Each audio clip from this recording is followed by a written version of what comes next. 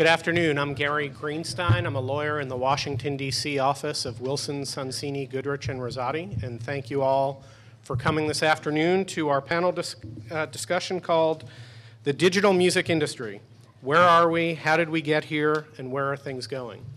Today we've got four panelists, one of whom is a very late substitute, so we do not have Mitch Glazier for those who were expecting him. We have Jacqueline Charlesworth from the National Music Publishers Association, Victoria Bassetti from EMI, Lee Knife, the General Counsel for the Digital Media Association, and David Owens from Richard Owens. Sorry, I had a mind block there. Richard Owens from WIPO, the World Intellectual Property Organization. Why don't we start off, because there's a lot that we want to cover today, by having each one of the panelists introduce themselves and just tell briefly what they're responsible for within their organization and what their organization does. So, Jacqueline, do you want to start? Sure. I'm, as Gary mentioned, the General Counsel of National Music Publishers Association, which is the leading trade association representing music publishers in the United States. Our wholly owned subsidiary is the Harry Fox Agency, which works under the compulsory license. Probably all of you have heard of that if you're at all interested in the music industry. And we both conduct litigation on behalf of music publishers in important matters affecting the industry, so I oversee that. And we also represent our interests in Washington, D.C., in legislative matters. And so my job is really a combination of policy work, some litigation, and battling it out with some of these guys. Victoria? Victoria Bassetti. I'm the Senior Vice President for Industry and Government Affairs for EMI Music, which is the third largest recorded music company on a global basis, and depending on the week or the month and how the release schedule, the fourth largest in the United States. I handle industry and government affairs and legal policy on a global basis for EMI, which has as its major imprints that you might know labels like Capitol Music, Virgin Records, and Blue Note Records. We're the label of Norah Jones, Coldplay, and also have a large and kind of legendary catalog, including music from Frank Sinatra, the Beatles, Rolling Stones, Nat King Cole, etc. Lee? Hi, my name's Lee Knife. I'm the General Counsel for the Digital Media Association, which is a nonprofit trade organization based in Washington, D.C. We represent digital media companies that range from digital download services like Apple's iTunes division and Microsoft Zune, and larger internet radio companies like AOL, Yahoo's Launch, and then some smaller internet radio companies like Live 365 and Shoutcast. We do all the types of things that a trade organization does. We assist our companies in representing them in lobbying efforts and public policy. We do industry-to-industry negotiations. We try to institute legislative initiatives. And also I handle litigation and some of the industry-to-industry negotiation for the organization. Richard? Hello, everybody. My name is Richard Owens. I am the director of the Copyright E-Commerce Division at WIPO, which is the World Intellectual Property Organization. It's a specialized agency of the United Nations based in Geneva, and we administer all but one of the major international treaties in the field of intellectual property, the one that we don't administer being the TRIPS Agreement, which is part of the WTO. We are involved in sort of three categories of activities. One is norm setting, creating treaties, a particularly problematic area of our activity at the current moment, as we will be talking about probably later. Registration services, notably applications for a priority date under the Patent Cooperation Treaty, which gives countries a priority date for perfecting a patent application in one of over 140 countries that belong to the treaty. And third, where we spend most of our money and time on technical assistance to our more than 150 developing country member states in areas such as legislative advice, implementation of treaties such as the 1996 WIPO Copyright Treaty and the WPPT, also from 1996. And my specific area is copyrighting the internet at global level, looking at areas like intermediary response liability, ISP liability, peer-to-peer file sharing, private copying levies, jurisdiction, the process for developing a treaty on the protection of broadcasting organizations, and I'll stop there. Thank you. Just to get a sense of the audience, how many people in the room represent talent, so recording artists? How many people represent companies that are distributors of music, so an internet webcaster, ringtone company? Okay, so we've got a fair bit of representation on both sides. I'd like to start off by asking the panelists, do you think the digital marketplace is currently working? Is it thriving? Is it sort of hobbling along? And if there were two things that you could say you could fix, if you were king for a day, what would you fix about the digital marketplace as your top priorities? And if anyone wants to jump in. I think on balance, the digital marketplace is one that is generally kind of hobbling along. There are individual success stories that can be found, and there are each of those at least is balanced out by a non-success story and difficulties that we have. And most of those difficulties are related to the difficulties that stem from the inability to clearly define rights and what can and can't be done in a new technological environment where we have a legal framework that doesn't really anticipate the technological capabilities that we have now. And in a partial answer to Gary's question as to what would be the two things that you would change, I think my single answer is that I would ask for a unilicense type of environment. And by unilicense, what I mean is an environment where the users of copyrighted material could go to a single licensing body, whether or not what they were doing was, under our present copyright regime, a performance or a download or a delivery, whatever kind of exploitation you were engaging in, you could simply go to one licensing body or one collecting society, simply pay a fee, tell them what the nature of your use was, and let the parties that own those particular rights fight it out, behind the scenes after you've kind of paid your money. That's my answer.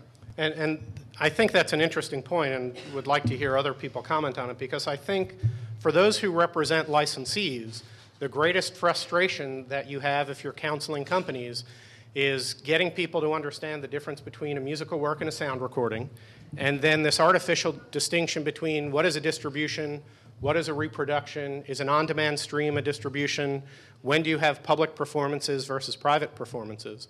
And I think the licensee community has a desire to pay for music, but they don't care whether record labels are getting the money or artists or publishers, songwriters, composers. They just want to pay for the music and let other people figure it out. So, Richard. Yeah, I won't go as far as Lee, wearing my WIPO hat, and say there should be a single one-stop license for global distribution of digital musical content. But there needs to be a lot more simplicity and transparency in licensing than there is. I mean, territoriality of copyright is an axiom that we've inherited, from the treaties, from before the Berne Convention even. But it just poses greater and greater problems that, if you look at, for example, at what's happening in Europe, the European Union can't even really agree on how to proceed to set up, a single portal, licensing portal, among the collecting societies that administer the same rights, forget different rights for a minute, in the more than 20 countries of the European Union. And so what's happening there, in absence of a, if you will, a sort of a policy-based or policy-generated solution, is music publishers from some of the majors are linking up with certain collecting societies in certain countries, so it looks like there's going to be kind of a linguistic divide in terms of what content is licensed by whom. English language, majority English language content will be licensed by one sort of group, and then the rest by all the others. And the big issue for Europeans is not just that's inefficient. It's not going to make it easier for users. It's certainly not going to make the best revenue flows end up in the pockets of the creators. But also there's this whole cultural question. European policymakers are very keen to maintain diversity.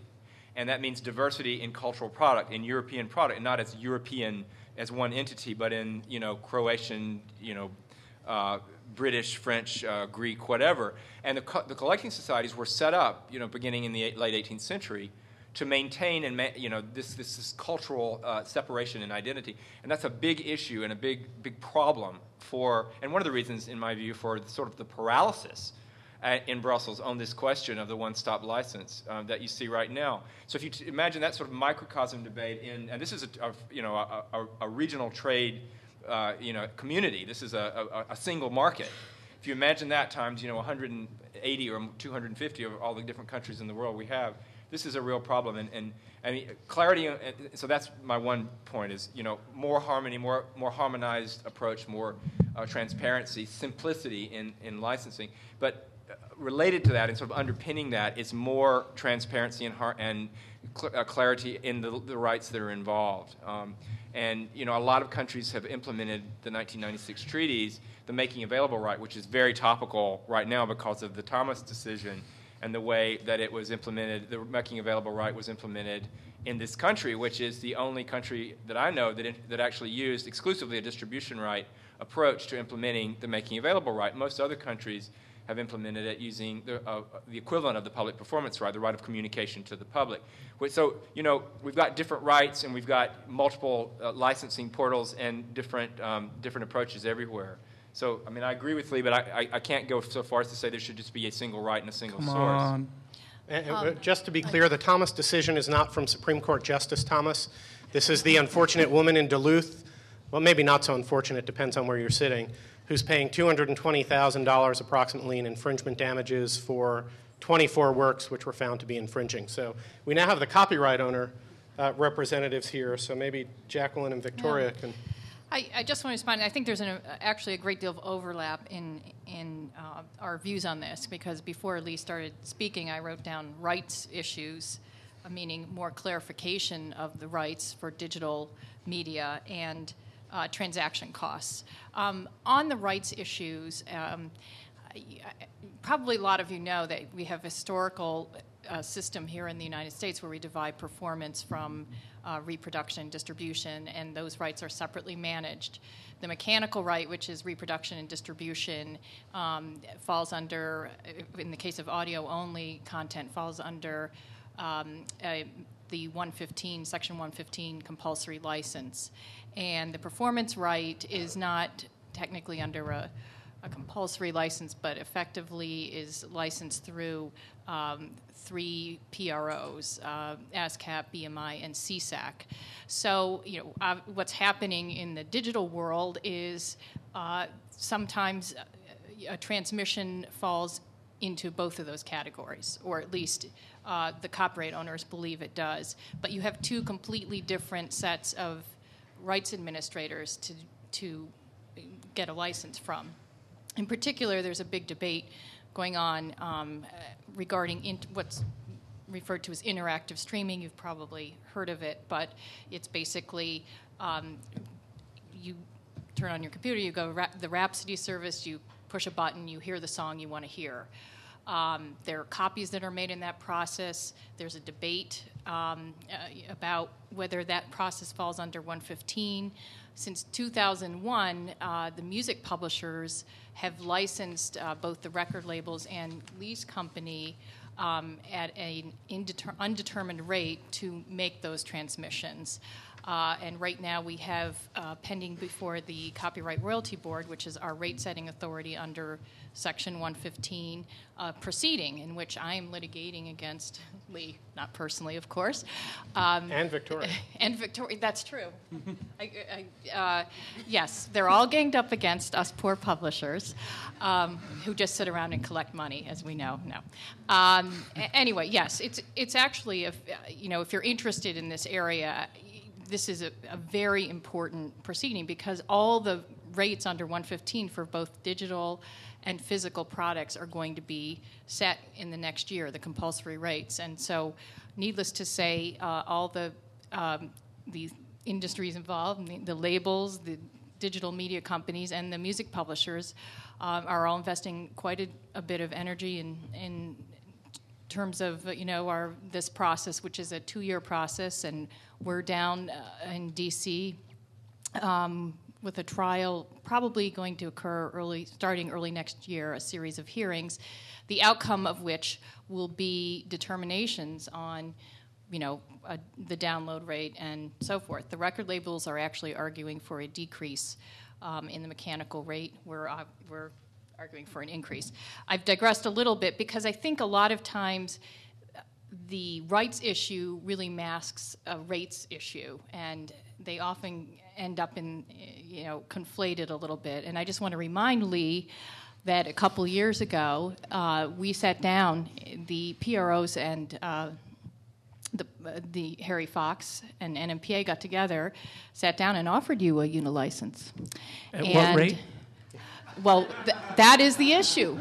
They offered us, 6% for, I think it was 6.09%, am I remembering, for both rights. I think it was higher than that, but I'm not so sure. But I guess the point I'm making here, obviously, isn't to relive ancient history of 2 years ago, but just simply to say that, we actually tried this and sat down, and where the negotiation actually fell apart was on the valuation of the rights being offered. And so I think a lot of what you're seeing and the tensions and the way people approach, where interactive streaming should be classified and so forth, really is a concern about the economics. And for the publisher's part, the concern is that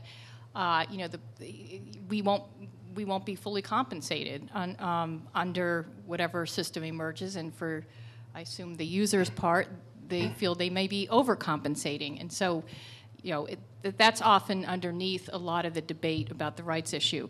On the transaction cost, I think, we supported a bill, which we'll probably get into later. We worked, NMPA and DEMA and the labels worked together on a legislation last year known as CIRA, and the idea was to create a blanket digital license for the mechanical right. I think that's a good idea. I think as long as songwriters and music publishers are properly compensated, and it will benefit everyone, obviously, if we can reduce the transaction costs involved in licensing.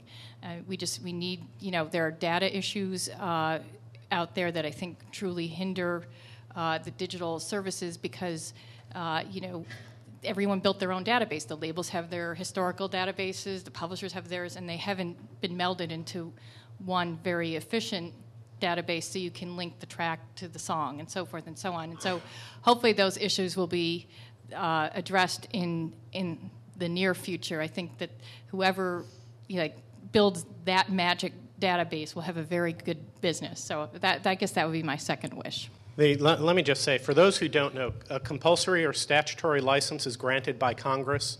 So typically, if you're a copyright owner, you have the right to refuse someone the use of your works. Congress will create compulsory licenses on occasion, and they've never taken them away. So if you're the beneficiary, a licensee of a compulsory license, it's generally a good thing. But once one is created, you can use those copyrighted works without having to negotiate directly with the copyright owner. And what is typically left open and not established in legislation, although it occasionally is, are the rates to be paid to compensate the copyright owners. The body that Jacqueline mentioned and maybe Lee mentioned, the Copyright Royalty Board, is a panel of 3 judges based within the Library of Congress whose job it is to establish the rates for the various compulsory licenses. So the Section 115 mechanical license, the Section 114 webcasting license, Section 112 for ephemeral reproductions, and then you get for satellite and cable television, where copyright owners are deprived of the right to refuse the use of their works on a television broadcast with sports programming, et cetera. So that's what we're talking about with these compulsory licenses. And they do reduce transaction costs because you don't have to negotiate with multiple parties. You just take the right, comply with what's set forth in the statute or federal regulations, and you're good to go. I think I'm going to talk at a slightly higher altitude about the digital marketplace. And to sort of, maybe first thing I might ask is anyone in the room who's ever purchased or experienced music digitally over the internet to raise their hand.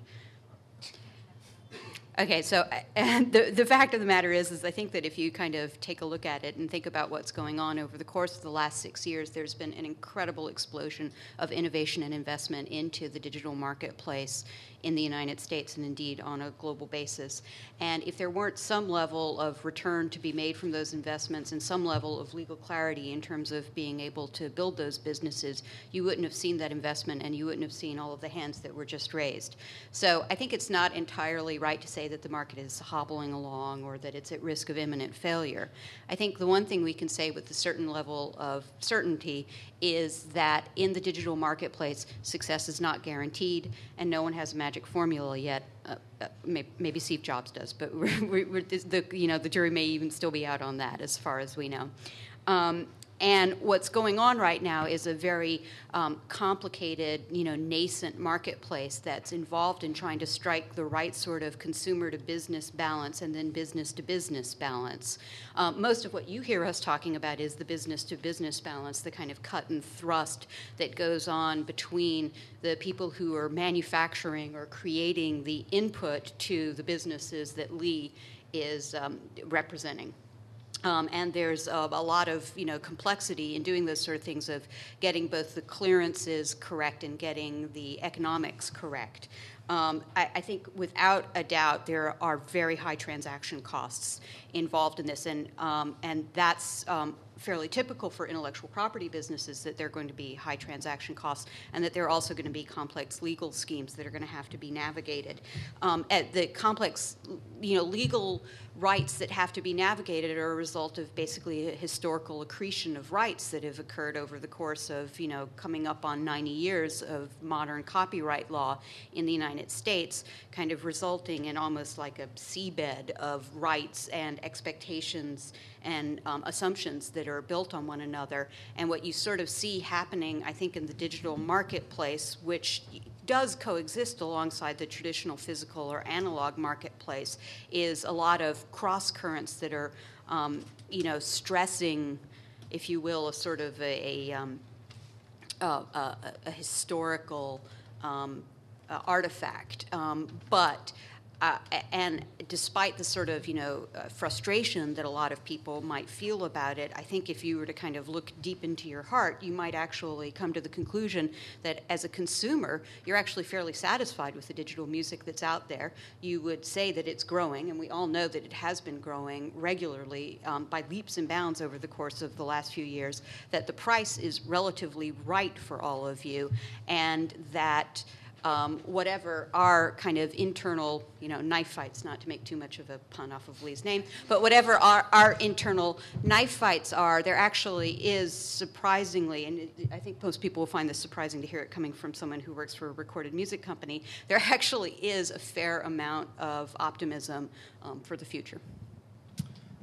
Interesting that you should talk about what the consumer's view is and the consumer's access to music, because one of the things that anyone who has followed the Webcaster decision has heard is that internet radio is going away. The rates that were established by the Copyright Royalty Board back in March are too high, they're excessive. Congress needs to step in. And as a matter of disclosure, I was the general counsel of Sound Exchange up until December, so I worked on that case and was advocating for those rates. And now that I'm on the other side representing licensees, I might echo some of the complaints that others have said and possibly would like to see them lower, but without conflicting a former client. We're here in 2007, and in essence, we're facing the same outcry that we had in 2002. The internet radio community is saying the rates are too high. Appeals have been filed with the D.C. Circuit. No one seems to be happy with the rates except maybe Sound Exchange and the RIAA member companies. Legislation has been introduced. There are these private negotiations that periodically appear in the news. No one really knows what's going on. But what happened? Is the system flawed? When Congress rewrote the law in 2004 and passed the Copyright Royalty and Distribution Reform Act, did we get it wrong? Did we screw up with the discovery rules, with the calendar, which was extraordinarily compressed? Did the judges get it wrong? Or was there a failure on the part of the participants to effectively argue their case? Were there tactical or strategic mistakes that were made? And Lee, I guess you are the closest to that. Thanks, Gary.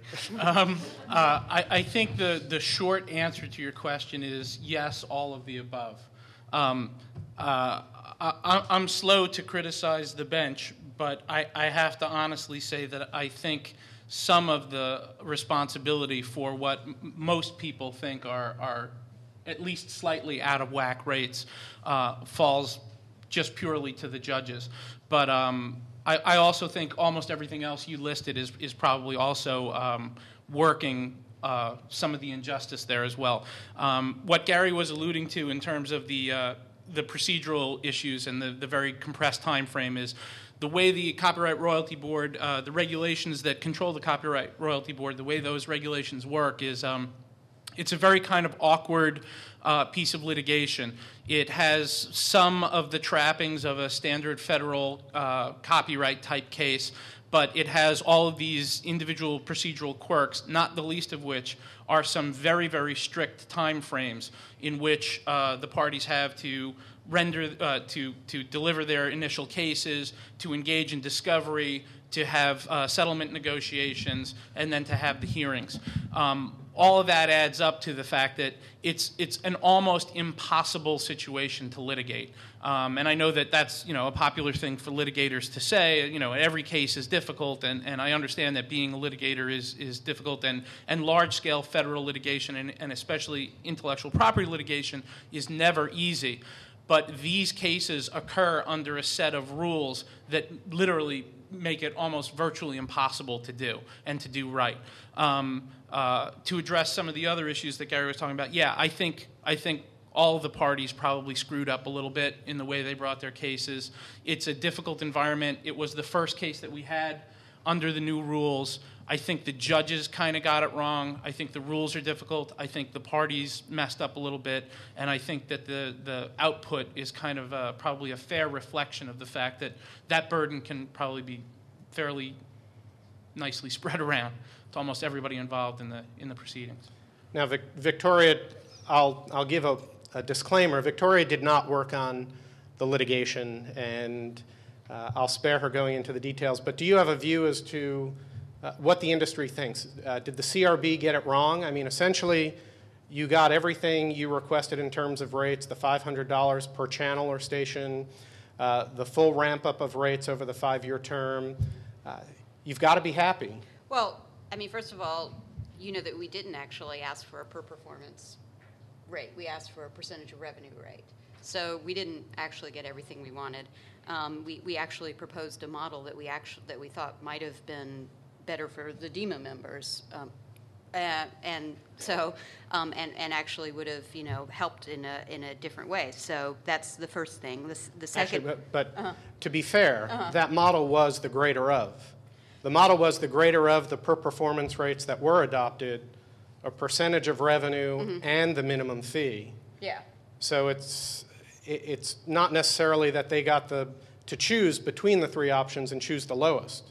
It was you either pay those per performance rates or a percentage of revenue, whichever is higher. True, but I mean, we actually, by having the percentage rate in place, what we thought is that it would have ended up being a more flexible place for us to all end up at, right? And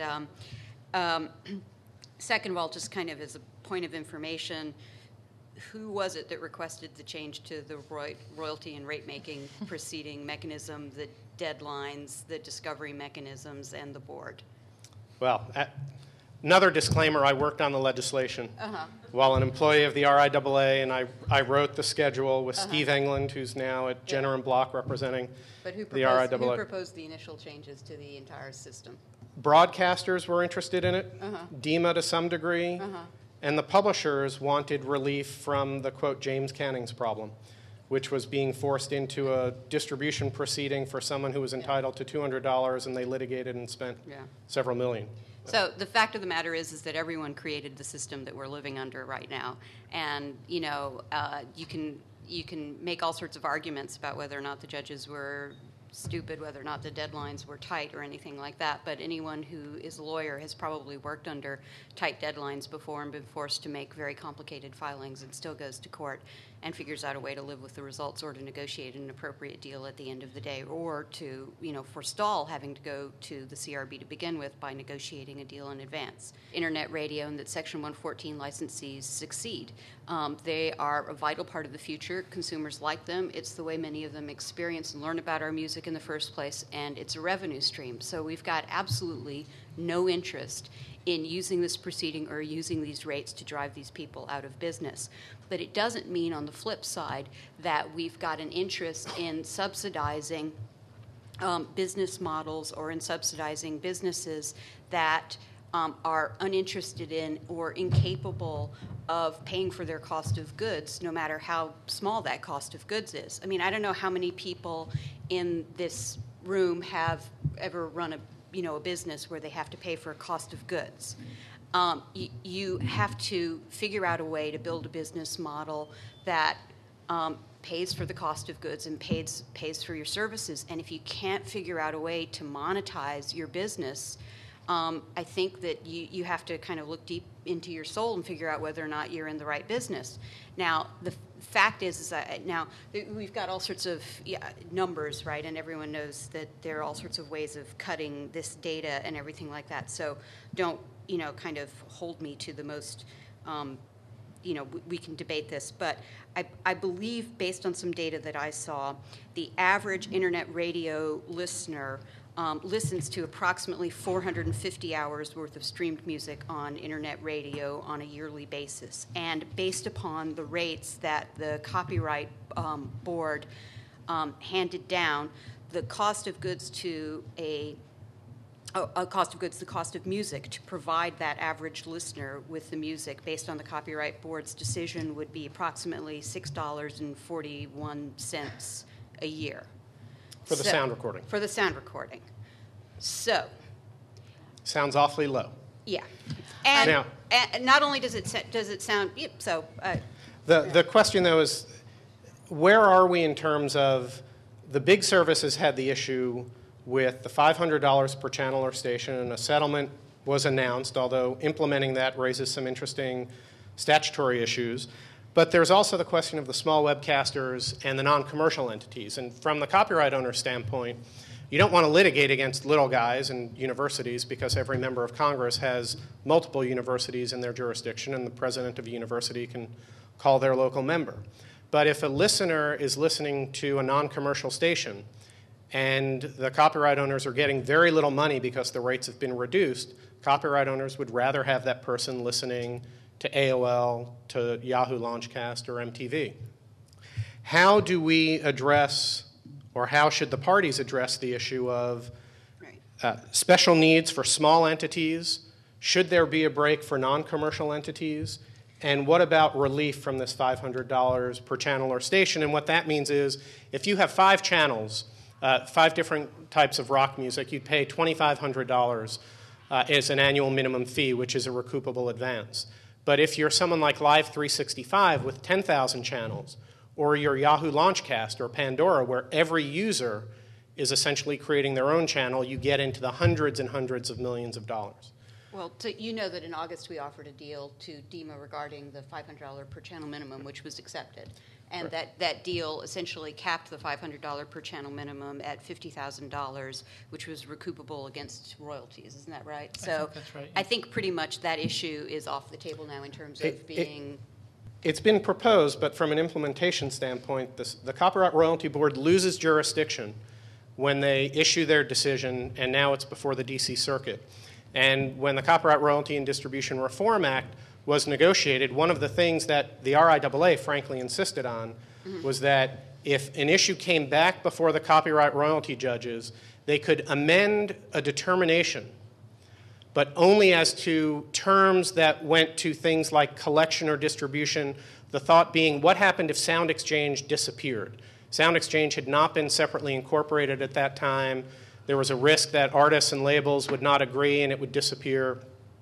So the statute specifically prohibits the copyright royalty judges from amending their rate determination. So how do DEMA and the record labels contemplate getting this cap implemented into the regulations? Do you have to go to the D.C. Circuit? Do you have to go to Congress? I think it's in front of the D.C. Circuit right now. My understanding is that Congress has, at least unofficially, said, not surprisingly, exhaust all your other avenues first. And if you need relief here after, all other channels have been attempted, then we'll talk about it. And So there will be a cap then, either congressionally or you'll ask the D.C. Circuit to remand and the copyright royalty judges to change it. Yeah, I think I firmly believe that. Yeah, I mean I can't say it with absolution, but yeah, I think so. And Victoria, for the small and non-commercial entities. Let's go with small webcasters first. Sound Exchange offered to small webcasters an extension of the SWISA, Small Webcaster Settlement Act, which was a law that was enacted by Congress at the end of, was it 2002 or beginning of 2003? 2002. It was at the end of 2002 after the last rate-making proceeding. And so Sound Exchange has offered to small webcasters who meet the definition of a small webcaster, which is revenues of less than $1.25 million a year. And then Sound Exchange also added an additional requirement on top of it, which is that you stream less than 5 million, that you have less than 5 million average tuning hours per month, I think, which is approximately 5 million ATH is approximately 25% of one of DEMA's major members. That they get the same rates that were in place as of 2002, which were actually initially implemented, I suppose, in 1998. So essentially, any small webcaster is going to have the same rate that they had in 1998 going all the way through to 2010. The one provision that we also put in there in the offer was that if you are a small webcaster and you go above 5 million ATH, anything above 5 million ATH, you have to pay at the normal commercial rates for. So far, 30 small webcasters have accepted the proposal. I think there are a substantial number more who haven't, who we've got ongoing discussions with, but at least that's the offer that was on the table. And for those who don't know, ATH are aggregate tuning hours, so one person listening for 10 hours is 10 aggregate tuning hours, and 10 people listening for 1 hour is 10 aggregate tuning hours. So we've got 5 million ATH per month to qualify for us to be a small webcaster. You can do the math. Now there's another proceeding that no one here... Yeah. And non-coms. Obviously, we're in ongoing discussions with NPR, which I suppose is arguably the largest non-com. And I think the discussions are going productively. There's another proceeding, the proceeding to set rates for XM and Sirius satellite radio. No one here has worked closely on that, so why don't we move on? But that will be a big decision. XM and Sirius, as everyone knows, is hoping to merge, and there's a rate proceeding where I think it's been publicly reported that what XM and Sirius are paying is currently in the range of 3 to 4% of revenues. And Victoria, you said that it's the final rate request of Sound Exchange has them going up to 13% in 2013? Or approximately? So I might be off a little bit. It's, I think, the final request that we had that put in, but I would, if anyone wants to know with absolute certainty, they should contact me afterwards and I'll look it up for them to be completely accurate. But I think the final request that we had that went in was 8%, scaling up to 13%, again, with the caveat over a 5-year period. And then there was an alternative formulation that was put into. So what you see when copyright owners, record labels are licensors, they always want to increase the rates, and that's what the fight is always about. There is under Section 115, though, the instance where record labels are licensees, and Jacqueline's group are the licensors. And Jacqueline, could you talk about the current Section 115 proceeding, the rate proposals that the parties are making, and your view as to whether or not they've made a reasonable request and what you would like to see? Sure. Well, I think it is interesting to me to hear Victoria because it's music to my ears to hear her take the positions she's taking in the webcasting proceeding because we agree. We agree that there's a cost to goods. I think we agree that content owners shouldn't be subsidizing businesses that really that can't pay a fair amount for the content. And I think, this goes to issues in both proceedings, which obviously both involve compulsory licenses. This goes to questions about, how you fairly, obviously, set a rate under a compulsory license. And, the essential dispute that's going on in the webcasting proceeding, as I understand it, is, a rate was set, and a lot of the little guys said, wait, that's going to put me out. I can't afford that, and some of them really are not conducting necessarily very viable businesses. And obviously the copyright royalty judges, sort of looking at all the evidence in this proceeding, developed a point of view about what a fair rate was under, I think you were under the willing buyer, willing seller standard. Yes. In that, their job was to take a look at all the evidence, which is a lot of which is submitted through economists, and determine what a willing buyer and willing seller what rate they would agree on in the mythical marketplace, because of course there isn't a free market, but and obviously there's been a great deal of dispute, and we face a similar challenge in our proceeding because we license music. We want to make sure that creators are fairly paid for music. Many of the arguments that are made both by the labels and by the digital media companies who suggest that rates should be lower, and particularly the record labels are asking for, I think it's 7.8% of revenue as their royalty rate, which would be a decrease in the current mechanical rate, which is currently a penny rate of 9.1 cents. So just to illustrate, right now, if an Apple download or a copy of a song on a CD, the royalty rate under the 115 license is 9.1 cents. And just to be clear, under a 7.8% model, that would go down to 7.8 cents. It's unprecedented. Two things are unprecedented in terms of what the labels are seeking. One is that we would switch from the historical penny rate, which started out at 2 cents when the compulsory license was enacted in the early part of the last century, and is now 9.1 cents. And it's obviously, each time you use a song, no matter how much you're selling it for, you owe the copyright owner that much, unless the copyright owner chooses to license you at a lower rate. The DEMA companies are also looking for a percentage of revenue approach to royalties, and that's those. But as I said, the arguments of the DEMA companies are these are nascent businesses.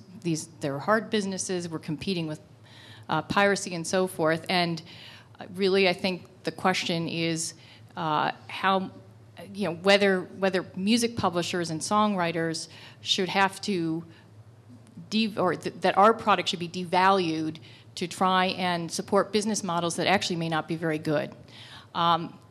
We all know that the Apple business model is a good model, at least for Steve, and has been quite successful, and the royalties are 9.1 cents. So that's the sort of the fundamental issues that are being debated in that proceeding, and obviously both sides will have economists to support their point of view on that. I think I started with the compulsory license. I think one of the things you have to remember about a compulsory license is a ceiling. You can, right now it's 9.1 cents. In some contexts, in many contexts, publishers are willing to go below that to license a product that's, say, sold at a discount and so forth. So if you set the bar too low, in other words, in the case of the webcasters, to make sure every little webcaster stays in business, that isn't necessarily the right approach. I think a better approach is to set the bar at a fair rate and allow copyright owners to make the choice to depart downward when they think there's a reason to subsidize or support a nascent business model. I don't think that you should set it, artificially low simply because some businesses are struggling. Victoria, I made those arguments when I was a lawyer for the RIAA, that record labels don't owe anybody a business, and if people can't survive, well, then capital will flow to those who can stay in business. And if you Google my name, you may find a misquote where I apparently, or was alleged to have said, I don't care if 25,000 webcasters go out of business, they can all go and listen on AOL. I did not say that, by the way, but it does exist in the internet. But Victoria, that was the record label's argument. How do you respond to Jacqueline here, that they don't owe anyone a business, that they should not be seeing their rates go down, that publishers are small businesses? What's the response? Well, I think one of the nice things about percentage rates is that it can actually mean increased revenue to the extent that we manage to succeed in either reducing our rates so that we see substantial volume, or whether or not we're also, by the same token, capable of introducing higher priced items as well. Ringtones, for example, are priced at a significantly higher point. So one of the nice things about percentage rates is that it offers you a substantial flexibility to engage in the sort of creative or adventurous activity that needs to be done in a marketplace where there is substantial innovation, where there are substantial new products that are being created out there. And that when you've got a high penny rate of 9.1 cents or whatever, penny rate you may be looking at, it acts as a barrier towards that sort of innovation, and it acts as a barrier towards efforts to make those sort of deals. And that's one of the reasons why we like and want a percentage rate.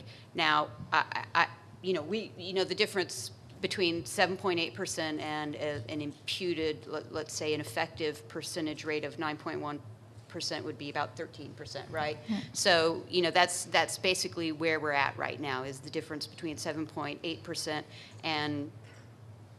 Well, that's assuming a 99 cent at 9.1. Yeah, if I can just play right. devil's advocate with you right. a little bit. Uh-huh. I mean, two things come to mind. First of all, I think in the webcasting proceeding, you actually asked for an alternative penny rate. And I'm guessing the reason you did that, it really merges into one point, is because you want to protect yourself against people who are giving away your stuff. Yeah. Well, it's for both people giving it away or those businesses that are not good at monetizing right. their use. So you have protect against dilution. So, and I think, this gets into, the issue of it's a compulsory license, and we are not, the publishers are not in business with the record. We're not their partners. And so we have no control over how they choose to distribute and retail the music.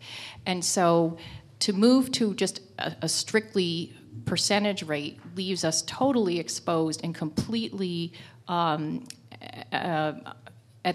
the will of the record labels in terms of how they choose to price the product. And I just want to admit, I think there is, and the question is whether there's an intrinsic value to music, and the music that's written by a songwriter. I mean, it costs money to produce. Someone has to earn a living that way. The publishers need to administer it. I think there is intrinsic value to music, and to say that it's only worth what the distributor wants to market it for, or some percentage of that, is a very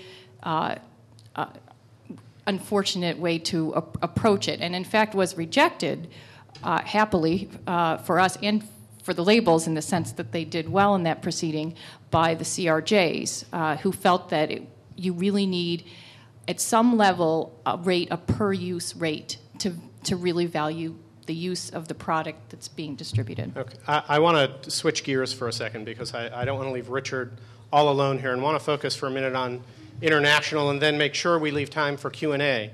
But for people in this room who represent distributors, so companies that are making copyrighted content available on the internet has no boundaries. And you can implement geofiltering, but for an American company that is streaming overseas, or that is making content available for someone overseas to come and access it, how is someone supposed to clear those rights? How can they obtain licenses to stream into the European community? Can they go to one organization in the EU to get all of the rights for the sound recordings, and get the rights from another organization for all of the musical work rights? Or what is the landscape like? If you're counseling someone here or giving them some guidance, what do you do? Well, At the moment, no and no. There's not central. Can you hear? Central. Can everyone hear? There's in the European Union there is pressure, as I mentioned earlier, from the European Commission on the collecting societies to develop a single source license, so sort of a one-stop license. But that hasn't happened yet, and it depends really on which repertoire you're talking about licensing in or out, and some companies' repertoire is licensable under sort of a group approach, where EMI Publishing, for example, is administered under an arrangement with two of the European collections, three actually now, of the European collecting societies. So that's an easier to clear. But the others, pretty much, it's still a nation by nation, a right by right approach. That being said, there's not so much of a distinction as of yet in the legislation implementing the 1996 treaties, particularly the making available right, between communication-based rights and reproduction or mechanical-based rights. So you don't have quite the divide yet between, and it may never develop, but between different rights or multiple layered rights. You have more of a single right scenario in some countries, but then again, not in all countries. So once again, even on the rights front, it's a country by country approach, and you'd be advised to retain counsel or have expertise on every territory to give you sort of the state of play on every territory where you're planning to license, because it's a changing scenario, and my information, which is reasonably current, still may not be the latest. In terms of geofiltering, as I understand it, that technology is, I know it's becoming more popular here, but it's not spreading elsewhere as fast as here. And even if you can, through watermarking or filtering or sort of determine the territory of use of the content, you still have these underlying licensing issues.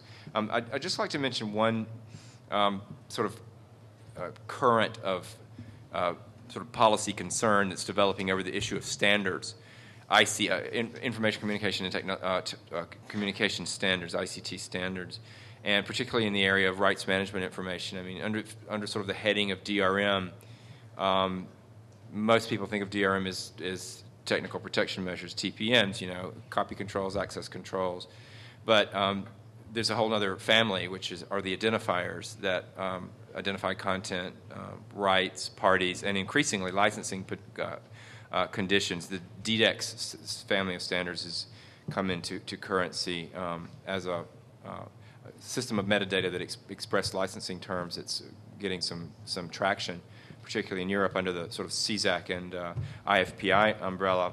But the concern is that the standards aren't interoperable. You don't have devices that can read the metadata. So it doesn't matter if there's a single system of metadata that describes the necessary information. If there isn't, some sort of governance-based approach for interoperability, then we're going to have problems because the machines simply won't read the data. And somebody mentioned earlier that there's been an approach to different companies developing their own technology, and particularly in the DRM area, and different approaches and different rights owning communities. Not even just the record industry, but also the publishing industry are doing different things sometimes. And this is going to be a real problem in the future. Well, it's sort of a problem now, but as DRM becomes more broadly used, and I think it will, even though I don't think it's going to be used the same way that it has been because of the overwhelming and almost unanimous negative consumer reaction. But I think RMI, the metadata, the identifier front, is going to become absolutely essential to monitoring and tracking and to licensing. But without more security and more assurance of interoperable standards platforms, there's going to be problems there.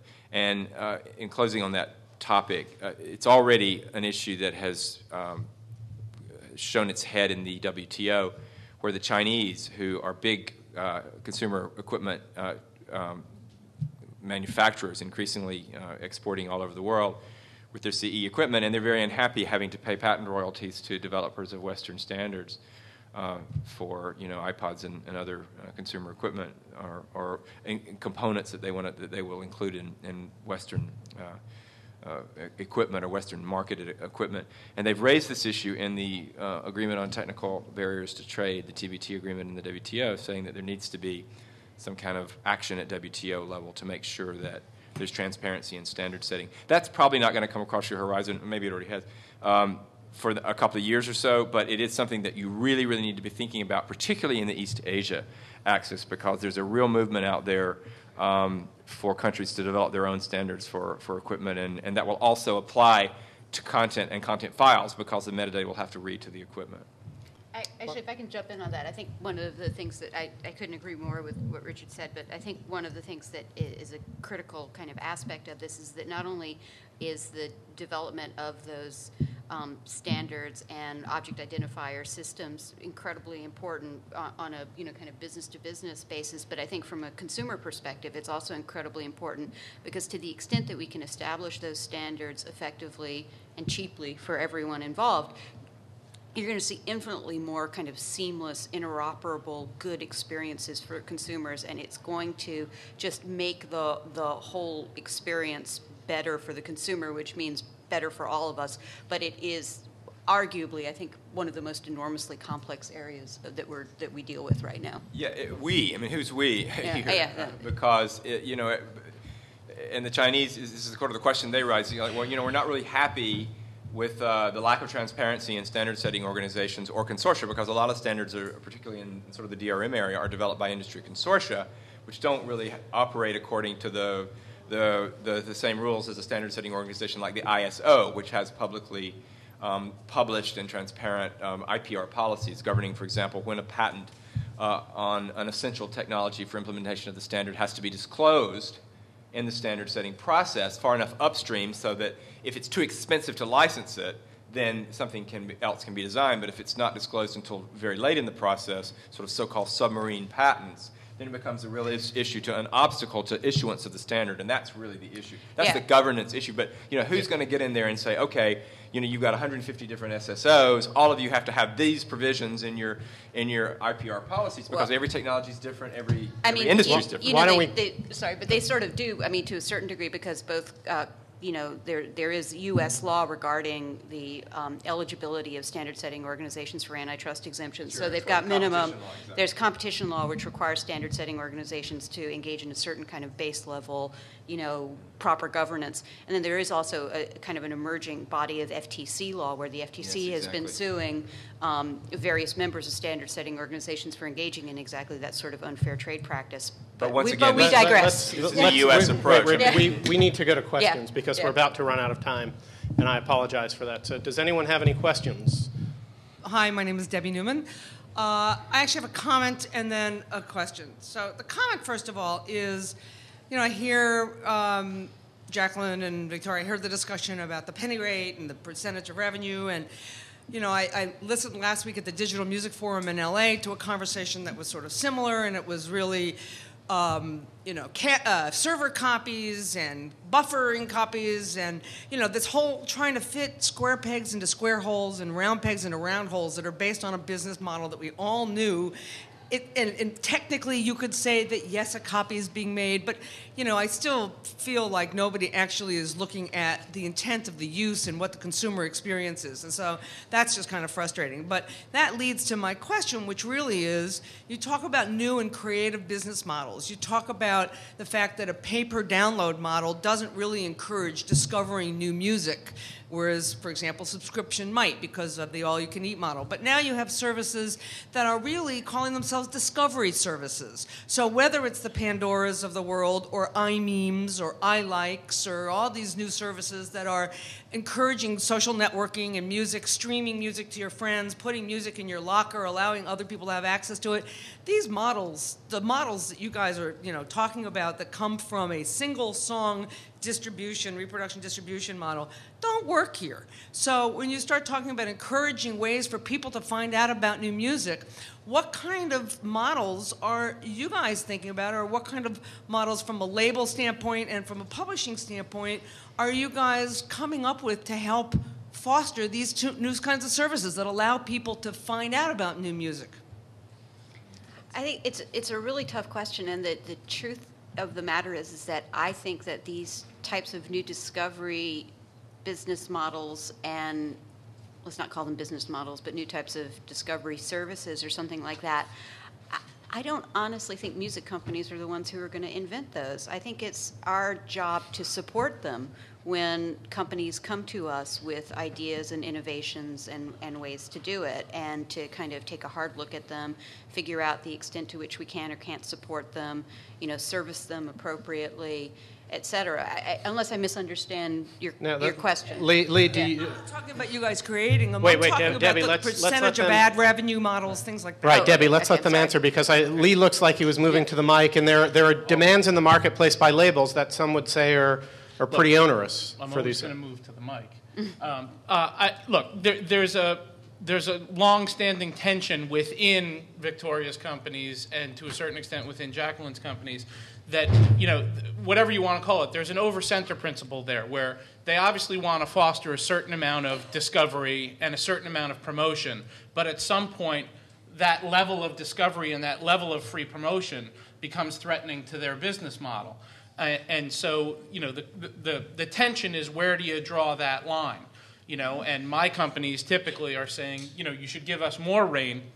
You should allow us to engage in these activities, because in the end, they're going to foster greater music consumption. And understandably on their side, they're saying, it sounds a lot to me like basically what you want to do is give music away 24/7 and sell sneakers through banner ads or whatever it is. Somewhere in there maybe lies the truth. I don't know. But that's an age-old question that the record companies have been dealing with for a long time. All my companies do, and all these new, potential business models do, is put a new wrinkle on it. The record business basically screwed itself with radio promotion, and it screwed itself with MTV. And I don't think it's going to do that again so quickly, if at all. And so really that's the question, is how much of it is promotion and allowable versus how much of it do they feel, as the owner of the work, threatens their proprietary rights in the work. Let's go to the gentleman right here.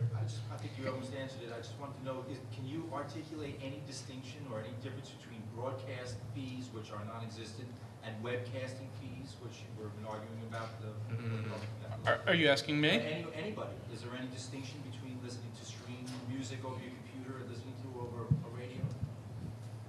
I mean, Or they just don't and want to lose it yeah. again. They just don't want to take it on the chin again. Well, Congress has made a determination so far that radio stations don't have to pay a public performance royalty, and the record labels are working on trying to change that.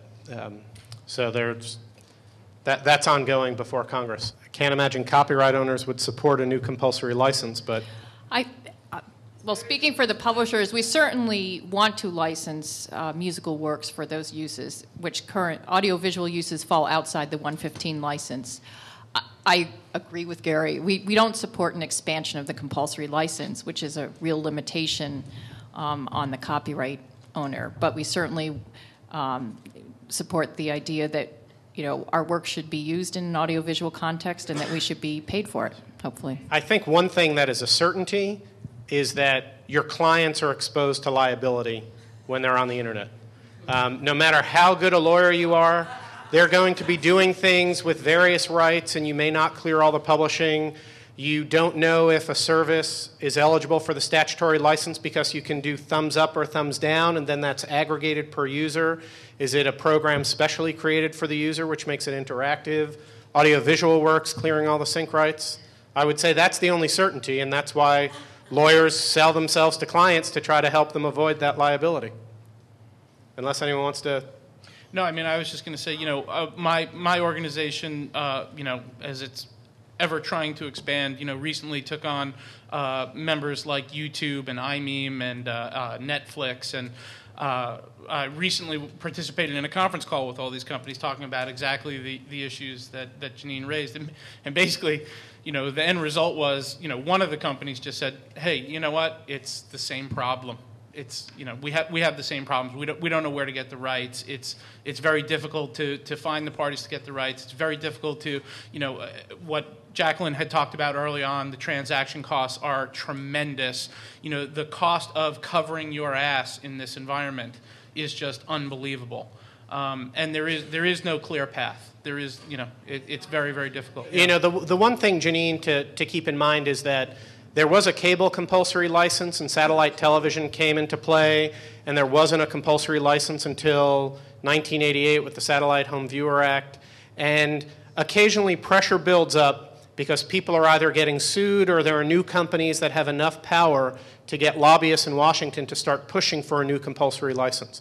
So it is not inconceivable, but copyright owners fight it tooth and nail because once a compulsory license is enacted by Congress, it never disappears. And the only fight you're left with as a copyright owner is how much you're going to get paid. And generally, copyright owners feel that the rates that are established are always below market. I'm not sure there's any single copyright owner, and I see, maybe Bobby Rosenblum doesn't think they're beloh market, but I don't know a single copyright owner who would ever say that they're at a fair rate. From your point of view, the webcasting rates are too high. We're now in the third iteration of a type of process, a system. Now the CRB, which replaced the CARP system, which no one liked, which replaced the CRT system that no one liked. I mean, there's only so many times you can reinvent, I think, essentially a process to set rates. And there's federal court. Well, you can appeal. You can appeal. But I mean, yes. Could do a rate court like ASCAP and BMI have and do away with copyright. Copyright owners, I think, like it in D.C. rather than in New York. Okay, but I guess the point, ultimately, though, you need some body to set these rates, and they have to do it based on evidence. And, there are people, at the end of the day, there are probably always going to be people who are unhappy with the decision and people who are happy with the decision. But I think we have to have some ability to accept some version of that system to set the rates and assume that we're delegating to that authority the business of looking at the evidence and coming up with a fair rate that is the best for all concerned. I mean, at the highest level. In terms of the ability to get licenses, I think that publishers have worked hard to come up with systems, at least under the compulsory, for example, for subscription services through Harry Fox that license most of the market for subscription services. There are, the major publishers often license digital services directly, on a catalog-wide basis. As many of you know, and I think I mentioned earlier, I think a blanket-style license is something that publishers support as long as we're properly protected and would go a long way to dealing with problems under the compulsory license, because the concept in CIRA was that a service could basically file a piece of paper and they would have, instead of song-by-song licensing, which is really what 115 requires today, they would have all publisher repertoire available to them. They would pay based on the use, and then it would be sent to one or more designated agents to split up amongst the publishers, and it would cover 100% of publishing interests. And I think, hopefully we'll be able to present a similar plan in the future to Congress. I think it goes a long way to addressing your problem. And, the politics at the end of the day on that particular bill were unfortunate because where DEMA and we agreed, and with support from the record labels, other third-party interests, including the NAB, came in, who currently aren't in this business, and were able to kill the bill. The issue really comes down to money, and I forget if it was Jacqueline or Victoria who said the real fight is not necessarily about the license, but that's what copyright owners always say. If Congress said, for a completely non-interactive service like radio, you pay 15% of revenue and some minimum. And then as you go up a scale that Congress could define, you give 50%. So if you want to get into business where something is fully interactive, whatever money you make, 50% is going to go into the pot. You're already paying that. Labels are demanding 50%. So if everyone is demanding that, why can't Congress create this type of license and then let the copyright owners figure out how to allocate it? And there may not be time, but I just leave the audience with that. And thank you very much for attending.